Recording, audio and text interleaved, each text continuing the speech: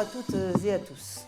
Je regrette vraiment de ne pouvoir être présente avec vous aujourd'hui pour cette 7e édition du AI for Health Summit. Ce rendez-vous est essentiel pour réunir les acteurs de la santé et de l'intelligence artificielle en France et en Europe. Permettez-moi d'abord de saluer l'engagement de l'écosystème AI for Health qui contribue à faire avancer l'innovation au service de la santé par ses initiatives tout au long de l'année. Aujourd'hui, nous pouvons affirmer que la France se démarque par son écosystème dynamique, reconnu jusque dans la Silicon Valley. Je crois savoir que nos talents sont même particulièrement appréciés outre-Atlantique. Le secteur de l'intelligence artificielle en santé progresse de façon exponentielle, accompagné par un marché mondial qui atteindra les 45 milliards de dollars d'ici 2026. Et la France n'est pas en reste. Nous assistons à une hausse des investissements et à une mobilisation accrue des acteurs publics et privés. Les initiatives telles que les projets de recherche et développement soutenus par l'État dans le cadre de France 2030 illustrent bien cette dynamique. Mais au-delà des chiffres, l'intelligence artificielle en santé est déjà présente dans la vie de nos concitoyens de manière très concrète, avec des diagnostics plus précis, des traitements personnalisés, un suivi accru de certaines pathologies chroniques et un gain de temps administratif pour les professionnels de santé. Cet élan doit se poursuivre pour répondre aux attentes de tous les patients, mais aussi pour soutenir l'exercice de nos professionnels de santé. Pour y arriver, il est essentiel que nous puissions dépasser les inégalités d'accès qui persistent. De trop nombreux territoires et populations restent encore à l'écart des avancées technologiques et numériques. Il est donc impératif de combler cette fracture numérique. Cela passe par des programmes de formation, de sensibilisation, d'accompagnement et d'accès aux infrastructures de base. C'est ainsi que nous pourrons garantir que l'intelligence artificielle en santé est une opportunité pour tous.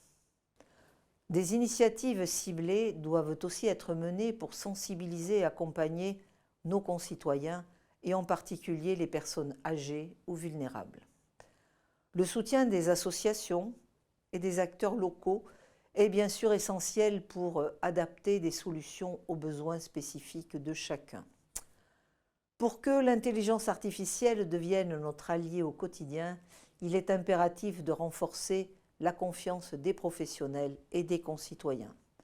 Cela passe par une transparence accrue sur la manière dont les solutions d'IA sont développées et utilisées. Des initiatives de labellisation et de certification, telles que préconisées par les experts, peuvent contribuer à cette confiance et à l'adoption durable des technologies. Le gouvernement a aussi un rôle à jouer, je le sais, pour favoriser l'implantation de l'IA dans notre société. Le travail est d'ores et déjà amorcé par le biais de mesures incitatives pour les entreprises innovantes, facilitant l'adoption de solutions à forte valeur ajoutée. Et parce que tous les professionnels doivent pouvoir s'approprier ces nouveaux outils, des programmes de formation continue sont mis en place, permettant ainsi aux professionnels de santé de mieux maîtriser ces technologies au service des patients. La confiance implique bien sûr de pouvoir évaluer nos pratiques. C'est pourquoi des mécanismes de suivi rigoureux doivent être instaurés. Ils nous permettront de garantir l'efficacité, la sécurité et puis l'éthique des solutions d'intelligence artificielle dans la durée. Et l'éthique est un sujet essentiel. Il est enfin essentiel aussi de veiller à ce que les réglementations ne soient pas un frein à l'expérimentation, mais bien un cadre propice à cette éthique justement et à la sécurité.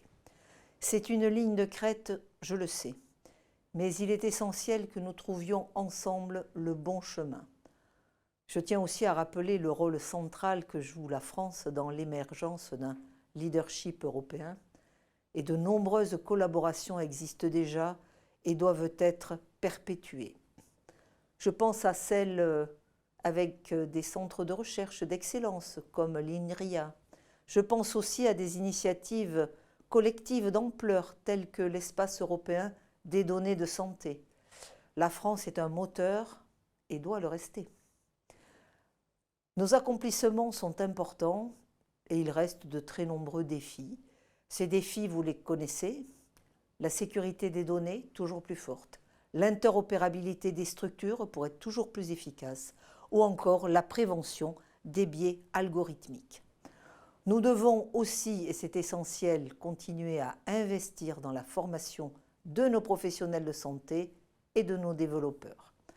C'est avec eux que nous pourrons préparer l'avenir et assurer notre maîtrise continue de ces sujets. Alors vous l'avez bien compris, je crois que ces sujets, ces thèmes nécessitent un dialogue collectif et approfondi. Ces journées y contribuent bien sûr et je serai très heureuse d'avoir les conclusions de vos réflexions dans ces journées. Et puis je vous donne rendez-vous dès maintenant pour l'édition 2025 au Grand Palais où nous prolongerons ensemble cette réflexion. Merci à toutes et à tous pour votre engagement et à très bientôt.